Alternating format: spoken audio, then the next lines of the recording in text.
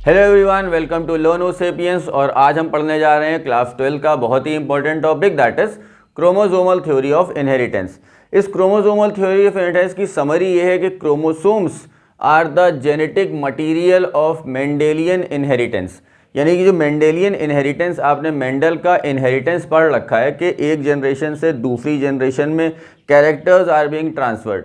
तो इस थ्योरी में ये बताया गया है कि the characters are being transferred with the help of chromosomes only. That means chromosomes are the genetic materials. chromosomes के अंदर genes present होते हैं and they transfer the character from one generation to the other generation. बस यही बात chromosomal theory of inheritance से बताई गई है और इसके पीछे दो लोगों का नाम आता है। पहला नाम आता है थियोडर बोवेरी का। थियोडर बोवेरी जो थे 1902 में ये एक अपना अलग एक्सपेरिमेंट कर रहे थे और उन्होंने ये देखा कि एम्ब्रियोनिक डेवलपमेंट जो होता है सी अर्चिन में जो एम्ब्रियोनिक डेवलपमेंट होता है वो बिना क्रोमोसोम्स के नहीं हो सकता। In the same year, that means 1902, Walter Sutton ने ऑब्जर्व किया कि मियोसिस में सेपरेशन ऑफ क्रोमोसोम्स होता है और ये क्रोमोसोम्स डॉटर सेल्स में जाते हैं। यानी कि डॉटर सेल्स में जो चीज़ पास ऑन होती है वो होते हैं क्रोमोसोम्स और ये क्रोमोसोम पेरेंट सेल से सेपरेट होके जाते हैं। तो दोनों ने लगभग एक ही बात बताई। इन्होंने कहा कि सी अर्चिन का डेवलपमेंट तब तक नहीं हो सकता है जब तक उसमें क्रोमोसोम्स ना प्रेजेंट हो, ठीक। और वॉल्टर सटो ने क्या कहा कि क्रोमोसोम्स जो है वो पेरेंट सेल से सेपरेट होकर, मियोसिस के समय क्रोमोसोम्स जो है वो पेरेंट सेल से सेपरेट होते हैं और डॉटर सेल्स में जाते हैं। और इन दोनों का जो कंबाइंड ऑब्जर्वेशन था अबाउट क्रोमोसोम्स, उसी से आई है क्रोमोसोमल थ्योरी ऑफ इनहेरिटेंस, जिसमें यह कहा गया कि chromosomes are the basis, chromosomes are the genetic material for Mendelian inheritance. So these chromosomes are being transferred from generation to generation and therefore these chromosomes are the carrier of genes. बस यही चीज़ chromosomal theory of inheritance से बताई गई है कि chromosomes जो हैं वो किस तरह से कैरियर ऑफ जीन्स हैं, किस तरह से वो कैरेक्टर्स को एक जनरेशन से लेकर दूसरी जनरेशन में जाते हैं। तो ये जो क्रोमोसोमल थ्योरी ऑफ इनहेरिटेंस है, थियोडर बोवेरी और वॉल्टर सटो ने 1902 में अपने इंडिपेंडेंट ऑब्जर्वेशन के बाद मिलकर एक नई थ्योरी दी थी, known as chromosomal theory of inheritance. Theodor Boveri का ऑब्जर्वेशन किस पे था? थियोडर बोवेरी का ऑब्जर्वेशन था embryonic development of sea urchin, जो उन्होंने कहा कि बिना क्रोमोसोम्स के एम्ब्रियोनिक डेवलपमेंट नहीं हो सकता। और वॉल्टर सटो ने क्या कहा था? वॉल्टर सटो ने कहा था कि जो डॉटर सेल्स होते हैं उनमें जो क्रोमोसोम्स आते हैं वो पेरेंट सेल में मियोसिस होती है और उससे सेपरेट होकर ये क्रोमोसोम्स डॉटर सेल में पहुंचते हैं। तो जब तक क्रोमोसोम डॉटर सेल में नहीं पहुंचेंगे तो हेरिडिटरी का ट्रांसमिशन नहीं होगा, जीन्स का ट्रांसफ़र नहीं होगा और न्यू इंडिविजुअल का फॉर्मेशन नहीं होगा। तो इन दोनों का जो ऑब्जर्वेशन था वो क्रोमोसोम्स के ऊपर ही बेस्ड था। So that's why they both came forward with the chromosomal theory of inheritance इन 1902। अब हम देखते हैं कि इस क्रोमोसोमल थ्योरी ऑफ इनहेरिटेंस के पॉइंट्स क्या क्या थे। जो सबसे पहला पॉइंट था क्रोमोसोमल थ्योरी ऑफ इनहेरिटेंस का, वो है कि मियोसिस के समय जो होमोलॉगस क्रोमोसोम पेयर होते हैं, जो होमोलॉगस क्रोमोसोम पेयर होते हैं, आपको ये पता होगा कि क्रोमोसोम जो है वो होमोलॉगस पेयर्स में प्रेजेंट होते हैं। जैसे हम लोगों में 23 पेयर्स हैं, तो फर्स्ट क्रोमोसोम का पेयर होगा, सेकंड क्रोमोसोम का पेयर होगा, इस तरह से हर एक क्रोमोसोम का पेयर होता है। तो इसी पेयर को हम बोलते हैं होमोलॉगस क्रोमोसोम, ठीक है। तो जो मियोसिस होती है उस समय जो होमोलॉगस क्रोमोसोम के पेयर होते हैं, ध्यान से सुनिएगा, मियोसिस के समय होमोलॉगस क्रोमोसोम के जो पेयर होते हैं वो अलग अलग हो जाते हैं। अब अलग अलग हो जाते हैं, ये तो आपको पता होगा, मियोसिस में क्रोमोसोम्स अलग अलग हो जाते हैं। बट यहाँ पर क्रोमोसोमल थ्योरी ऑफ इनहेरिटेंस में क्या कहा गया है कि किस तरह से अलग होते हैं। अब किस तरह से अलग होते हैं? Independent of others. किसी भी होमोलॉगस क्रोमोसोम पेयर का माइग्रेशन किसी दूसरे होमोलॉगस क्रोमोसोम पेयर के ऊपर डिपेंडेंट नहीं होता है या किसी से अफेक्टेड नहीं होता है। तो ये हमको क्या याद दिलाता है? ये हमको याद दिलाता है मेंडल का second law of independent assortment, जिसमें मेंडल ने कहा था कि characters are independent of each other and they can assort independently to form a new combination in coming generations. तो मेंडल ने तो ये कहा था कि कैरेक्टर्स जो है वो इंडिपेंडेंट होते हैं, उस समय उनको ये नहीं पता था कि कैरेक्टर जो है वो क्रोमोसोम के अंदर जीन्स पर प्रेजेंट होते हैं। बट यहाँ सेट्टो एंड बोवेरी ने ये बता दिया कि जो कैरेक्टर्स होते हैं, जो ट्रेड्स होते हैं, वो क्रोमोसोम के अंदर जीन्स पर प्रेजेंट होते हैं और ये क्रोमोसोम्स मियोसिस के समय सेपरेट होते हैं टू फॉर्म डॉटर सेल्स और इनका सेपरेशन किसी दूसरे क्रोमोसोम पेयर पर डिपेंड नहीं होता है। They are independent of each other. Now the second point is sorting of chromosomes into gametes is random. अब जो यहाँ पर मियोसिस हो रही है जिसमें होमोलॉगस क्रोमोसोम सेपरेट आउट हो रहे हैं, ठीक है, मियोसिस में होमोलॉगस क्रोमोसोम जो है वो सेपरेट आउट हो रहे हैं। तो अब इस सेपरेशन में जो सेकंड पॉइंट इससे जुड़ा हुआ है कि जो सॉर्टिंग ऑफ क्रोमोसोम्स होता है to form the gametes, meiosis से क्या बनेगा, गैमीट्स। तो जो गैमीट्स बनते हैं इसमें जो क्रोमोसोम्स की सॉर्टिंग होती है वो एट रैंडम होती है। इस बात को आप एक जनरल एग्जांपल से समझिए। सपोज करिए एक सेल है जिसमें मियोसिस हो रही है और गैमीट्स बन रहे हैं। इसमें 3 तरह के क्रोमोसोम हैं, ए डैश, बी और बी डैश, सी और सी डैश। ये 3 होमोलॉगस क्रोमोसोम के पेयर हैं, ठीक है। तो यहाँ पर लिखा है sorting of chromosome into gametes is random. अब जो सॉर्टिंग होगी, इनसे जो गैमीट बनेंगे, ये सॉर्टिंग रैंडम होगी। पहला पॉइंट तो ये था कि मियोसिस में जो होमोलॉगस क्रोमोसोम पेयर है ये इंडिपेंडेंट है, यानी ए बी पर डिपेंड नहीं है, बी सी पर डिपेंड नहीं है, कोई भी किसी पर डिपेंड नहीं है। अब यहाँ पर जो सॉर्टिंग की बात आती है कि सॉर्टिंग जो है वो एट रैंडम होगी। तो इस रैंडम सॉर्टिंग का क्या मतलब है? सपोज करिए एक गैमीट बन सकता है ए बी डैश और सी, ठीक है। दूसरा गैमीट बन सकता है ए डैश बी डैश सी, तीसरा बन सकता है ए डैश बी और सी डैश। तो आप देख रहे हैं यहां पर जो सॉर्टिंग हो रही है वो एट रैंडम हो रही है। कोई भी क्रोमोसोम इंडिपेंडेंटली किसी से भी जुड़ के कुछ भी नया कॉम्बिनेशन बना ले रहा है, तो एट रैंडम सॉर्टिंग हो रही है। पहले से कुछ भी फिक्स नहीं है कि ए डैश बी डैश के साथ जाएगा या बी डैश सी के साथ जाएगा। रैंडम सॉर्टिंग आउट करके नए नए तरह के गैमीट के कॉम्बिनेशन बना रहे हैं। तो इस पॉइंट को आप इससे कंपेयर कर सकते हैं, पहले वाले पॉइंट से कंपेयर कर सकते हैं कि ये इंडिपेंडेंट होते हैं। अगर ये इंडिपेंडेंट ना होते तो ये रैंडम सॉर्टिंग भी ना होती और तरह तरह के डिफरेंट टाइप्स ऑफ गैमीट्स भी नहीं बन पाते। तो ये जो पहले 2 पॉइंट्स हैं इनसे हमको ये समझ में आया कि पहली चीज़ तो होमोलॉगस क्रोमोसोम के जो पेयर होते हैं वो इंडिपेंडेंट होते हैं और इंडिपेंडेंट होने की वजह से उनकी जो सॉर्टिंग होती है गैमीट्स बनाने में वो एट रैंडम हो सकती है और एट रैंडम होने की वजह से जो रैंडम सॉर्टिंग आउट होती है उस वजह से गैमीट्स अलग अलग तरह के बन सकते हैं, नए नए कॉम्बिनेशन के गैमीट्स का फॉर्मेशन हो सकता है। यानी जितनी बार गैमीट्स बनेंगे वो हर बार एक नए तरह के कॉम्बिनेशन के साथ सामने आएंगे। इसको आप ह्यूमन बीइंग के एग्जांपल से समझिए। सपोज एक कपल है एंड दे हैव 5 चिल्ड्रन। तो ये जो 5 चिल्ड्रन है ये जिन गैमीट से बने हैं उनकी सॉर्टिंग रैंडम हुई है। जब रैंडम सॉर्टिंग हुई है तो हर बार एक नया कॉम्बिनेशन आया है। इसीलिए ये जो 5 चिल्ड्रन है, ये जो 5 बच्चे हैं, ये आपस में मिलते तो हैं। मिलते क्यों हैं? क्योंकि जो मेन ABC है वो तो सब में सेम है, जो मेन क्रोमोसोम है वो तो सब में सेम है, लेकिन जो कॉम्बिनेशन है, क्योंकि कॉम्बिनेशन एट रैंडम हुआ है तो गैमीट्स बनने के बाद जो सॉर्टिंग हुई है उसकी वजह से जो कॉम्बिनेशन गैमीट्स में आया है वो एट रैंडम हुआ है और एट रैंडम होने की वजह से हर बार गैमीट में कोई एक नया कॉम्बिनेशन बना है। और जब गैमीट्स में नया कॉम्बिनेशन बना है इसीलिए all those 5 children they resemble with their parent, they resemble to each other but still they differ from each other and they differ from their parents also.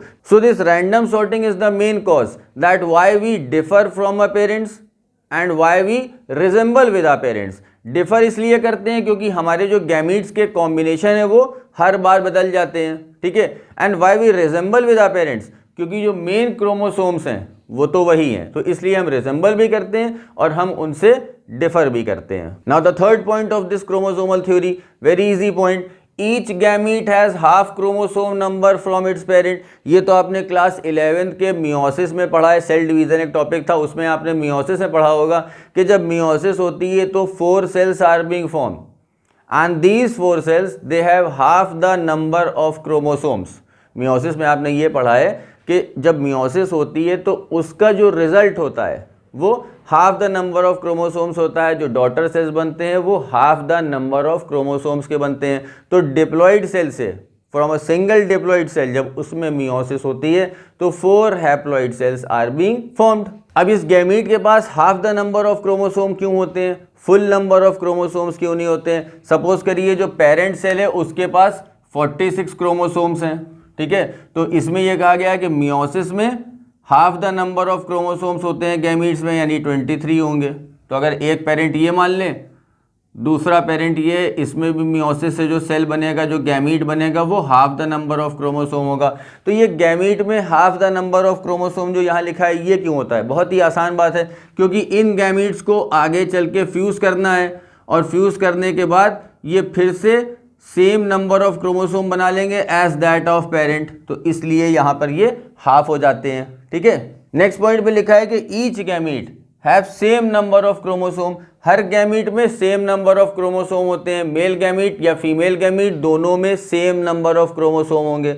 अब जब मेल गैमीट और female gamete में same number of chromosome होंगे तो इसका मतलब क्या बना? इसका मतलब ये हुआ कि मेल पेरेंट से और फीमेल पेरेंट से इक्वल कंट्रीब्यूशन आ रहा है in the formation of zygote. यही बात यहाँ लिखी हुई है कि each gamete have same number of chromosome, हर एक गैमीट के पास सेम नंबर ऑफ क्रोमोसोम होता है। ऐसा नहीं है कि मेल गैमीट के पास क्रोमोसोम नंबर ज़्यादा होंगे और फीमेल गैमीट के पास क्रोमोसोम नंबर कम होंगे। तो जब हर गैमीट के पास क्रोमोसोम नंबर सेम होते हैं तो इसका मतलब ये बनता है कि हर पेरेंट का इक्वल जेनेटिक कंट्रीब्यूशन है, हर पेरेंट का इक्वल जेनेटिक कंट्रीब्यूशन है in the formation of zygote. And now the last point में लिखा है कि जो गैमीट्स बनते हैं, ये जो गैमीट्स बन रहे हैं, दे फ्यूज, ये आपस में फ्यूज करेंगे, फर्टिलाइजेशन होगा टू फॉर्म ऑफस्प्रिंग, जाइगोट बनेगा, जाइगोट से ऑफस्प्रिंग बनेगा। यहाँ पर देखिए आप, ये जो हैप्लॉइड गैमीट है ये फ्यूज कर रहे हैं और फ्यूज करने के बाद जाइगोट बना रहे हैं और इस जाइगोट से एक नया ऑफस्प्रिंग बनेगा। उस नए ऑफस्प्रिंग में कितने क्रोमोसोम होंगे? उतने ही क्रोमोसोम होंगे जितने की पेरेंट में थे। तो the same thing is written over here कि the gametes will fuse to form the offspring and these offspring will have the same number of chromosome as parent. These offspring will have the same number of chromosome as that of parents. So this was all about the chromosomal theory of inheritance given by Theodore Boveri and Walter Satow. अब इन दोनों ने तो अपनी chromosomal theory of inheritance में ये बता दिया कि क्रोमोसोम्स जो होते हैं वही रिस्पॉन्सिबल होते हैं, वही होते हैं जेनेटिक मटेरियल जो कि एक जनरेशन से दूसरे जनरेशन में कैरेक्टर्स ट्रांसमिट करते हैं, यानी कि they are actually the main source of inheritance. They are the one which carry the genes from one generation to other generation. इनकी इस थ्योरी को एक्सपेरिमेंटली किसने प्रूव किया था? एक्सपेरिमेंटल सपोर्ट किसने दिया था?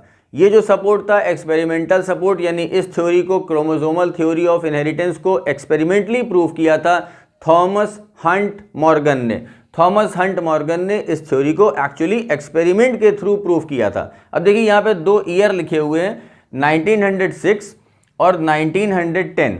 1906 में थॉमस हंट मॉर्गन ने एक्सपेरिमेंट की शुरुआत की थी और 1910 में इनका एक्सपेरिमेंट कंप्लीट हुआ था और ये कंक्लूजन में पहुंचे थे कि yes, chromosomes are the basis of inheritance, they are actually the carrier of genes. तो 1906 में थॉमस हंट मॉर्गन ने ड्रोसोफिला मेलानोगास्टर, जिसका कॉमन नेम है फ्रूट फ्लाई, ड्रोसोफिला मेलानोगास्टर के ऊपर 1906 में इस एक्सपेरिमेंट को शुरू किया था, ये देखने के लिए कि वाकई क्रोमोसोम्स ही होते हैं जो कि इनहेरिटेंस के लिए रिस्पॉन्सिबल होते हैं। And in 1910 he came to the conclusion that genes are located inside the chromosome.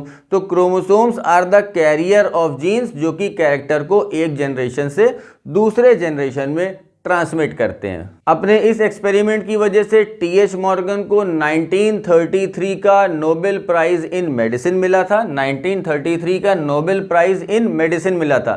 किस लिए मिला था? ये बात याद रखिएगा, for identifying chromosomes as vector of genes. Vector of genes का मतलब कैरियर ऑफ जीन्स। इन्होंने ये आइडेंटिफाई किया था कि क्रोमोसोम्स ही हैं जो कि जीन्स के कैरियर हैं। किस लिए? In the process of inheritance. जो इनहेरिटेंस का प्रोसेस है, कैरेक्टर्स एक जनरेशन से दूसरी जनरेशन में जाते हैं, वो किसके थ्रू जाते हैं? जीन्स के थ्रू जाते हैं। And these genes are present inside the chromosomes. So Thomas Hunt Morgan got the Nobel Prize in Medicine of 1933 for identifying chromosomes as the vector of genes by experimenting on fruit fly Drosophila melanogaster. अब जो next question arise होता है कि TH Morgan ने Drosophila melanogaster को ही क्यों select किया। जिस तरह से क्वेश्चन मेंडेलियन इनहेरिटेंस में आता है कि मेंडल ने पी प्लांट ही क्यों सेलेक्ट किया, why did Mendel selected P plant, तो उस लेक्चर में मैंने आपको बताया था कि पी प्लांट में बहुत सारी कैरेक्टरिस्टिक्स थी, बहुत सारी इंपॉर्टेंट कैरेक्टरिस्टिक्स थी जिसकी वजह से मेंडल ने पी प्लांट को सेलेक्ट किया। तो अब हम पढ़ेंगे यहां पर ड्रोसोफिला मेलानोगास्टर में ऐसी क्या कैरेक्टरिस्टिक्स थी जिसकी वजह से टीएच मॉर्गन ने ड्रोसोफिला मेलानोगास्टर को अपने इस एक्सपेरिमेंट के लिए सेलेक्ट किया। अब चूंकि एक्सपेरिमेंटली इन्होंने क्रोमोसोमल थ्योरी ऑफ इनहेरिटेंस को प्रूव किया था, इसलिए टीएच मॉर्गन को कहा जाता है फादर ऑफ एक्सपेरिमेंटल जेनेटिक्स, क्योंकि इन्होंने जेनेटिक्स को एक्चुअली एक्सपेरिमेंटली यहां प्रूफ करके बताया था। ड्रोसोफिला मेलानोगास्टर पर एक्सपेरिमेंटली प्रूफ करके बताया था कि क्रोमोसोम्स के अंदर ही जीन्स होते हैं जो कि इनहेरिटेंस के लिए रिस्पॉन्सिबल होते हैं। That's why TH Morgan is known as father of experimental genetics. So now we move on to the next topic, why T.H. Morgan selected Drosophila melanogaster or fruit fly as his experimental object. So our next question is why Morgan selected Drosophila as his experimental material. ऐसा नहीं है कि TH Morgan ने ही Drosophila को select किया था। आज भी एक्सपेरिमेंट जो होते हैं क्लासिकल जेनेटिक्स या मॉलिक्यूलर जेनेटिक्स पर, उन सारे एक्सपेरिमेंट्स में भी ड्रोसोफिला मेलानोगास्टर साइंटिस्ट की पहली चॉइस होती है। तो ऐसा क्या खास है ड्रोसोफिला में, उन कैरेक्टरिस्टिक्स को देखते हैं। सबसे पहला कि Drosophila can be easily cultured. देखिए ये जो कैरेक्टर्स हैं ना, इसमें से काफ़ी कैरेक्टर्स आपको पी प्लांट से मिलते हुए दिखाई पड़ेंगे। जो स्पेशल कैरेक्टर्स पी प्लांट में थे वही स्पेशल कैरेक्टर्स, मिलते जुलते कैरेक्टर्स आपको यहाँ ड्रोसोफिला में भी दिखाई पड़ेंगे। तो सबसे पहला, it can be easily cultured.